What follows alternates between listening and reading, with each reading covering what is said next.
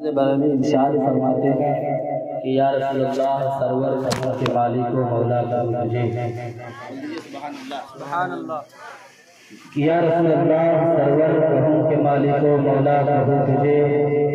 باغ خلیل کا بلے زیبا کہوں تجھے، اور لیکن رضا نے ختم سخن اس میں کر دیا، خالق کا بندہ خلق کا آقا کہوں تجھے۔ آئیے حضرات، میں نے قرآن مقدس کی ایک مشہور و معروف آیت مبارکہ تلاوت کرنے کا شرف حاصل کیا ہے۔ آئیے اس میں روشنی ڈالنے سے پہلے ہم اور آپ گنبد خضرا میں آرام فرمانے والے آقا جناب احمد مصطفیٰ محمد مصطفیٰ صلی اللہ تعالیٰ علیہ وسلم کی بارگاہ میں، جہاں 70,000 فرشتے صبح اور 70,000 فرشتے شام کو حاضری دیا کرتے ہیں، آئیے اسی نبی پر درود پڑھتے ہیں جس نبی کے صدقے سے ہمیں ایمان ملا ہے، اسی نبی پر درود پڑھتے ہیں جس نبی کے صدقے سے ہمیں قرآن ملا ہے۔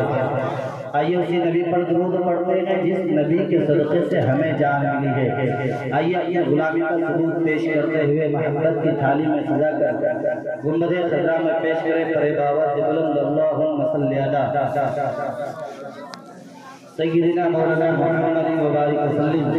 صلو علیہ الصلوۃ والسلام علیک یا رسول اللہ صلی اللہ تعالی علیہ وسلم۔ درود پڑھنے میں بڑا لگتا ہے کیا؟ ایک مرتبہ صحابہ کرام نے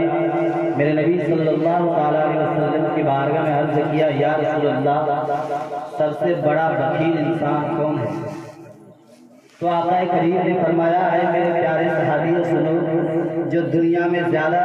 یعنی کم پیسہ خرچ کرے اس کا نام بخیل نہیں، جو دنیا میں رہ کر کم کھائے پیے اس کا نام بخیل نہیں۔ صحابہ نے عرض کیا، یا رسول اللہ لیکن بخیل کون ہے؟ فرمایا کہ بخیل وہ ہے جو مجھ پر درود نہ پڑے، سب سے بڑا بخیل انسان وہی ہے۔ تو مجھے آپ کے چہرے سے مجھے معلوم ہو رہا ہے کہ آپ بخیل نہیں ہیں، آپ نبی کے سچے عاشق ہیں، تو اپنے عاشقی کا ثبوت دلائیں اور بلند آواز سے درود پاک پڑھیں، اللہم صلی علی سیدنا مولانا محمد مبارک وسلم، صلو علیہ السلام علیک یا رسول اللہ صلی اللہ علیہ وسلم۔ حضرات، اللہ رب العزت کا لاکھ شکر احسان ہے کہ اللہ رب العزت نے ہم اور آپ کو انسان بنایا، اتنا ہی نہیں بلکہ مسلمان کے گھر پیدا کیا۔ اللہ چاہتا تو ہمیں جانور کے مگر اس رب کریم کا شکر احسان ہے کہ ہم اور آپ کو صرف مسلمان ہی نہیں بلکہ اس نبی کی امتی میں پیدا فرمایا جس نبی کی امت میں پیدا ہونے کے لیے خود نبیوں نے رب کی بارگاہ میں التجا کیا۔ اے لوگوں، اللہ کا شکر احسان ہے، ہم اور آپ خوش نصیب انسان ہیں کہ اللہ تبارک و تعالیٰ نے ہم اور آپ کو رسول دیا تو رسول اعظم دیا، غوث دیا تو غوث اعظم دیا، امام دیا تو امام اعظم دیا، مجدد دیا تو مجدد اعظم دیا، اور اگر مرشد دیا ہے تو مرشد اعظم دیا۔ سبحان اللہ، قربان جاؤ، سلامت رہے وہ لوگ جو غوث پاک رضی اللہ تعالیٰ عنہ کے نام سے 11ویں منایا کرتے ہیں۔ جو انسان 11ویں مناتے ہیں، ایک مرتبہ کا واقعہ ہے کہ ایک مسلمان تھا، اس نے میرے غوث پاک رضی اللہ تعالیٰ عنہ سے سچی محبت کیا کرتا تھا، بے پناہ پیار کیا کرتا تھا، اور وہ مسلمان نے ہر مہینے کی 11ویں تاریخ کو وہ 11ویں منایا کیا کرتا تھا، اور جب یہ غوث پاک کا مہینہ سال میں ایک بار آتا تھا وہ اس مہینے میں بہت بڑا لنگر کا انتظام کیا کرتا تھا، اور اس مہینے میں وہ لنگر لٹایا کیا کرتا تھا، غریبوں میں پیسے تقسیم کیا کرتا تھا، غریب مسکین کو غریب مسکین کی مدد کیا کرتا تھا، مگر جب وہ مسلمان کے گھر ان کے چوکٹ پر ایک غیر مسلم بھی رہا کرتا تھا، جو ایک پنڈت کے ایک شہزادہ دلالا ایک لڑکا تھا، وہ اس مسلمان کے گھر چوکٹ پر رہا کیا کرتا تھا۔ وہ غیر مذہب شخص نے کہا کہ ذرا دوست یہ بتاؤ کہ تم نے اگر مہینے کی 11ویں میں 11ویں منایا کرتے ہو، ہر مہینے کی 11 تاریخ کو 11ویں منایا کرتے ہو، اور سال میں ایک بار تو لنگر کا انتظام کیا کرتے ہو، غریب مسکینوں میں خوب پیسے تقسیم کیا کرتے ہو، اس سے تمہیں حاصل کیا ہوتا ہے، اس سے تمہیں فائدہ کیا ہوتا ہے؟ تو مسلمان نے کہا تھا ابھی تم ہمارے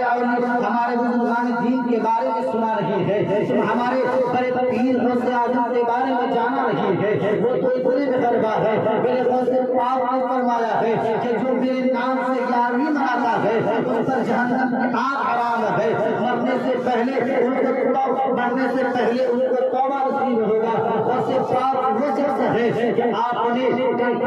کنٹینیو کھڑے ہو کر کے ایک رات تک پورے قرآن سنایا کیا کرتے تھے، وہ غوث پاک ہے۔ جب آپ نے بیت المقدس یعنی آپ جب کعبۃ اللہ کا طواف کر رہے تھے، غیر سے آواز آئی اے عبد المان کیا ماننا چاہتا ہے؟ غوث پاک نے پر عرض کیا یا پروردگار، اے میرے رب پروردگار، اے کعبہ کو بنانے والے مولا، اے میرے پاک پروردگار اعظم، مجھے کچھ نہیں چاہیے بلکہ صرف مجھے اتنا دے دے کہ جو میرے نام پر مجھ سے جتنے بھی محبت کرنے والے بندے ہیں، مجھ سے میرے نام سے جتنے بھی لوگ جاری منانے والے ہو، مولا اس کو اس وقت تک موت نہ دینا جب تک اس کو توبہ نصیب نہ ہو جائے۔ اتنا میرے غوث پاک نے اپنی بارگاہ میں دعا کی، میرے غوث پاک رضی اللہ تعالیٰ عنہ کے نام سے وہ مسلمان جو ہر مہینے کی 11ویں تاریخ کو 11ویں منایا کیا کرتا تھا، تو اس پنڈت کے شہزادے نے کہا کہ آخر اگر تمہارے غوث کے نام سے اگر میں لنگر لٹایا کروں، اگر میں 11ویں منایا کروں تو مجھے کیا ملے گا؟ کیا مجھے بھی فائدہ حاصل ہوگا؟ تو اس مسلمان نے کہا تھا لنگر لٹانا اور غوث پاک کے نام سے 11ویں منانا ہمارا کام ہے، بس اس کا پروانہ لینا میرے غوث اعظم کا کام ہے۔ میرے غوث پاک رضی اللہ تعالیٰ عنہ کے دیواروں ذرا غور سے سننا، آج ہم 11ویں منانے سے دور رہتے ہیں اور ہم وعدہ کرتے ہیں کہ ہم غوث پاک سے پیار کرتے ہیں۔ غوث پاک سے محبت کرنے کا مطلب یہ نہیں کہ تم نماز چھوڑ دو، غوث پاک سے پیار کرنے کا مطلب یہ نہیں کہ تم جھوٹ بولنے لگو، لیکن لوگوں وہ مسلمان ہر مہینے کی 11ویں منانا کیا کرتا تھا، ان کے دکھاوا میں وہ پنڈت کا شہزادہ بھی 11ویں منانا شروع کر دیا۔ کچھ سال گزرتا ہے، اس کی روح نکل جاتی ہے، اس کا انتقال ہو جاتا ہے، ان کے گھرانے والوں نے، ان کے گھر والوں نے، خاندان والوں نے اس کو قبرستان لے جانے کے بجائے اسے شمشان گھاٹ لے کر پہنچا دیا جاتا ہے۔ جب ان کے چتا پر آگ لگانا چاہا تو آگ جلنے کی نوبت آ رہی تھی۔ لوگوں نے کہا کہ دنیا میں رہ کر کے یہ کون سی خطا کر کے آیا ہے کہ چتا پہ آگ نہ لگ رہی ہے؟ تو کسی نے کہا کہ آخر اس کے بارے میں پتا کیا جائے، یہ دنیا میں رہ کر کے اس انسان سے تعلق رکھا کیا کرتا تھا۔ کسی نے کہا اس کا تعلق کسی اور سے نہیں، بلکہ دنیا میں جب یہ تھا تو کسی اور سے نہیں، بلکہ ایک مسلم گھرانے والے سے سچی محبت کیا کرتا تھا۔ اسے بلایا گیا، کہا کہ مسلم ذرا تو بتا کہ اس نے دنیا میں کون سے گندگی کام کیا ہے جس کی وجہ سے ان کے چتا پہ آگ نہ لگ رہی ہے؟ اس کے پاک رضی اللہ تعالیٰ عنہ کی دیواروں سنو، اس مسلم نے کہا تھا کہ دنیا میں اس نے کوئی غلط کام نہیں کیا، بلکہ اس نے دنیا میں رہ کر کے میرے غوث اعظم سے محبت کر لیا تھا، اور میرے غوث اعظم نے دنیا میں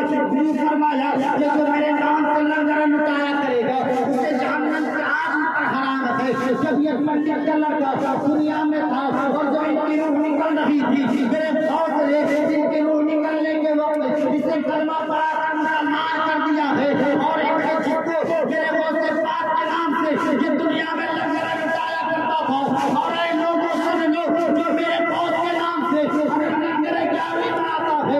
تو یہ دنیا کی آگ کو یہ ہے میرے غوث اعظم۔ میری زبان پر اتنی طاقت نہیں کہ میں آپ کو غوث اعظم کے شان بتاؤں۔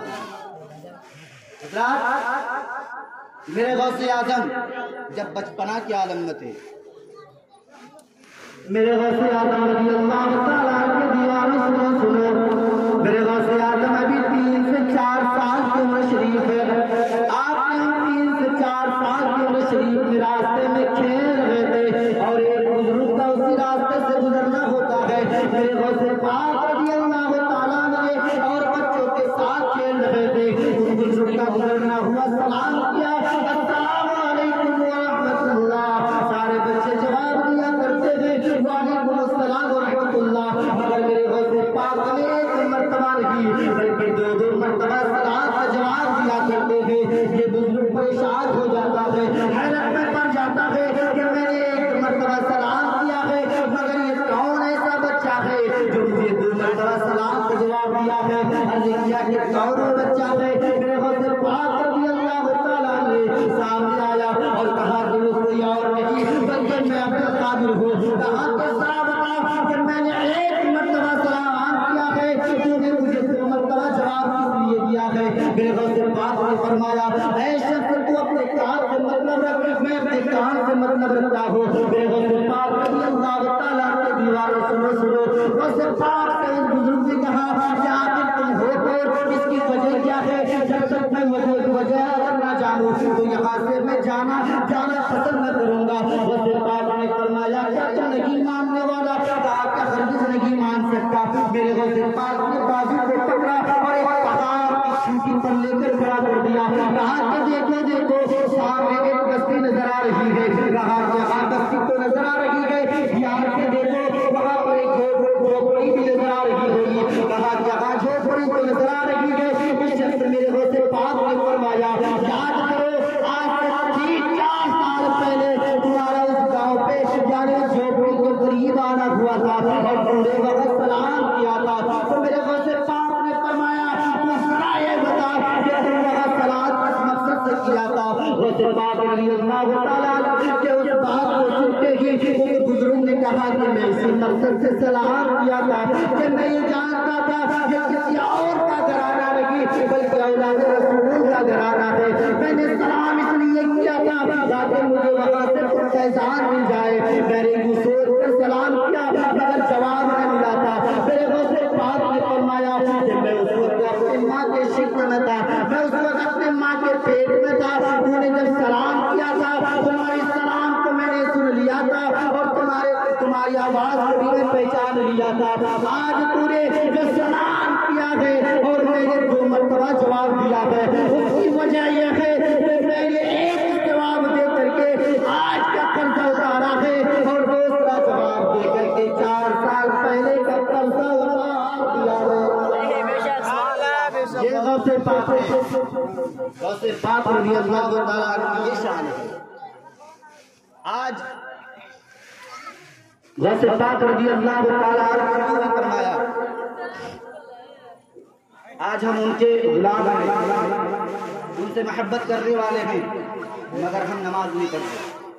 اور نعرہ لگا رہے اچھل اچھل کے غوث کا دامن نہیں چھوڑیں گے، خواجہ کا دامن نہیں چھوڑیں گے، لگا رہے کہ نہیں؟ تو یہ لگانا جھوٹ ہے کہ نہیں؟ کیونکہ آپ پکڑے ہی نہیں تو چھوڑیں گے نہیں۔ آپ کہیں گے میں تو پکڑا ہوں مگر لوگوں ذرا سنو، غوث پاک کا دامن کا مطلب یہ ہوتا ہے کہ میرے غوث پاک رضی اللہ تعالیٰ نے جس راہ پر تم کو چلنے کے لیے کہا اس راہ کو اپنانے کو ہی ہم دامن کو پکڑنا کہتے ہیں۔ اے لوگوں اگر آپ غوث پاک سے سچی محبت کرتے ہیں تو غوث پاک کا سب سے پہلا کام یوں ہے کہ ہم کبھی داڑھی نہیں منڈائیں گے۔ کیا کریں گے؟ غوث پاک سے محبت کرنے والا داڑھی منڈا سکتا ہے؟ میرے غوث پاک کبھی داڑھی نہیں منڈائی مگر ہم کیسے دیوانے ہیں جو داڑھی منڈا کر داڑھی چھین کر گھومتے ہیں۔ ہم عاشق کہنے کے لائق ہیں نہیں ہیں۔ حضرات آئیے میں آپ کو بتاتا چلوں کہ غوث پاک رضی اللہ تعالیٰ عنہ میرے غوث پاک کی وہ شان ہے کہ میں آپ کے سامنے کیا بیان کروں۔ غوث پاک رضی اللہ تعالیٰ عنہ آج میرے غوث پاک نے یہ فرمایا کہ جو میرے مدرسے سے گزر جاتا ہے وہ بھی جنت میں۔ کیا ہے؟ جنتی ہے۔ آج اسی مدرسے کے بچوں کو، اسی علماء کو ہم برے نگاہ سے دیکھ رہے ہیں، غلط نگاہ سے دیکھ رہے ہیں۔ ہم علماء کو، کچھ لوگ ایسے ہیں جو علماء کو ہم کو بالکل گھٹیا نظر سے دیکھ رہے ہیں، مگر غوث پاک رضی اللہ تعالی عنہ کیا فرماتے ہیں؟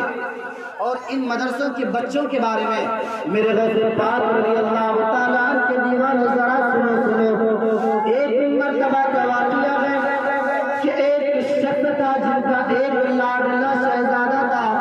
جس سے بڑی پیار کیا کرتا تھا، بڑی محبت کیا کرتا تھا۔ اس کا وہ شہزادہ، وہ بیٹا بیمار ہو جاتا ہے اور پوری دنیا کا، پورے شہر کا چکر لگاتا ہے،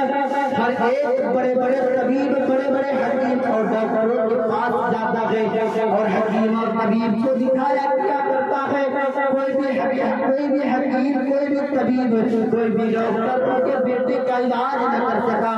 مگر وہ پریشان رہتا ہے۔ اور ایک راستے سے گزرنا ہوا، روتے روتے جا رہا ہے۔ ایک شخص نے کہا بھائی جان ذرا تو بتا کہ تو رو کیوں رہے ہو، اتنا پریشان کیوں ہو؟ کہا کہ میری حال کو کیا جانو، بلکہ تو بتا تو صحیح کیا بات ہے۔ تو اس شخص نے کہا تھا کہ میرا ایک ہی بیٹا ہے اور میں بے پناہ محبت کیا کرتا ہوں اور اس کی طبیعت خراب ہے، اس کی طبیعت بہت مجھ سے ناراض ہے، بہت مجھ سے علیل ہے۔ میں نے بڑے بڑے حکیم اور طبیبوں کے پاس لے کر گیا، کسی نے بھی میرے بیٹے کے علاج نہ کر سکا۔ میرے غوث پاک رضی اللہ تعالیٰ عنہ دیوانو ذرا سنو، اس شخص نے کہا تھا کہ کہیں اور نہیں بلکہ تو ایک اور جگہ جہاں غوث پاک رضی اللہ تعالیٰ عنہ کے نام سے دنیا جانتی ہے، جاؤ ان کی بارگاہ میں، کیا پتہ تمہیں شفا مل جائے۔ وہ شخص غوث پاک رضی اللہ تعالیٰ عنہ کی چوکھٹ پر حاضر ہوتا ہے اور حاضر ہونے کے بعد عرض کرتا ہے حضور میرا ایک شہزادہ ہے جو میں نے بڑے بڑے حکیم اور طبیبوں کو دکھایا، کسی نے بھی اس کا علاج نہ کر سکا، حضور میرے بیٹے کے علاج کرا دیجئے۔ میرے نبی صلی اللہ تعالیٰ علیہ وسلم کے دیوانوں سنو، میرے غوث پاک رضی اللہ تعالیٰ نے فرمایا اے شخص تو کہیں اور نہیں بلکہ سامنے مدرسہ ہے جہاں مدرسے کے بچے علم حاصل کر رہے ہیں، جو مدرسے کے بچے آج کل رہا کرتے ہیں اور وہاں قرآن کی تعلیم سکھا کرتے ہیں، جاؤ اس مدرسے کے اندر سے جو گھاس لگا ہوا ہے اس گھاس کو اٹھا کر پلا، اپنے پیس کر اپنے بیٹے کو پلا دینا۔ یہ شخص گھاس کو اٹھا کر پیس کر اپنے بیٹے کو پلا دیتا ہے، کچھ دیر میں اس کا بیٹا شفا یاب ہو جاتا ہے۔ بولتے سبحان اللہ۔ وہ شخص میرے غوث پاک کے قدموں پہ آ کے گر جاتا ہے اور کہنے لگا حضور ذرا بتائیے آخر وجہ کیا ہے، آخر بات کیا ہے کہ میں نے بڑے بڑے حکیم، بڑے بڑے طبیب کے پاس گیا، کسی نے علاج نہ کر سکا، مگر حضور ذرا یہ بتائیے کہ آپ نے مجھے ایک گھاس اٹھا کر دیا اور اس گھاس میں اتنی طاقت تھی کہ اس گھاس کو پلانے کی وجہ سے میرا بیٹا شفا یاب ہو جاتا ہے، ہو گیا ہے، آخر بات کیا ہے؟ میرے غوث پاک نے فرمایا سنو بلکہ اس میں میرا کوئی ہاتھ نہیں ہے، اس میں میں نے کوئی کم نہیں کیا ہے، میں نے کوئی قرآن کی آیت نہ پڑھی ہے۔ میرے غوث پاک نے عرض کیا حضور کو معاملہ کیا ہے، وجہ کیا ہے؟ کہا کہ اس کا اور وجہ نہیں بلکہ میں نے وہ گھاس تمہیں دیا ہے جس گھاس پر مدرسے کے بچے کی قدم کر چکی تھی اور اس قدم کی برکت سے اللہ نے تمہارے بیٹے کو شفا یاب کیا۔ یہ غوث اعظم نے ہم آپ کو یہ سبق بتا دیا کہ غوث اعظم نے یوں بتایا، اور حدیثوں میں آتا ہے کہ مدرسے کے بچے جس قبرستان سے گزرتا ہے 40 دن تک اس قبرستان سے عذاب اٹھا لیا جاتا ہے۔ اگر جس گاؤں سے گزرتا ہے تو اس گاؤں سے جو بھی مصیبتیں ہیں، پریشانیاں ہیں،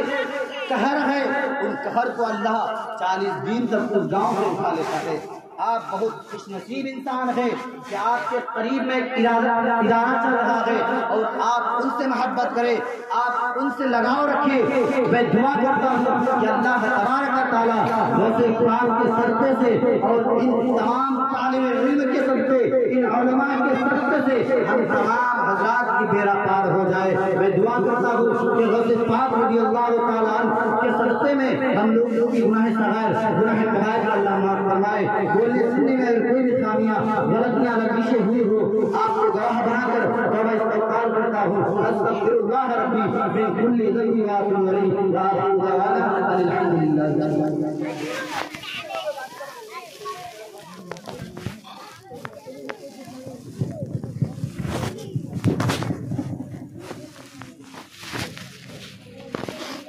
السلام علیکم ورحمۃ اللہ وبرکاتہ۔ آئیے مسلمان کی پاک پر اللہ صلی اللہ علیہ وسلم سے مولانا محمد باقر سلیم صلی اللہ علیہ وسلم کے رسول اللہ صلی اللہ علیہ وسلم آپ کو مسا کی سلسلے کلام ہے حضرت پیش کرنا ملازم ہے ایک بار طرف کے ہوئے سبحان اللہ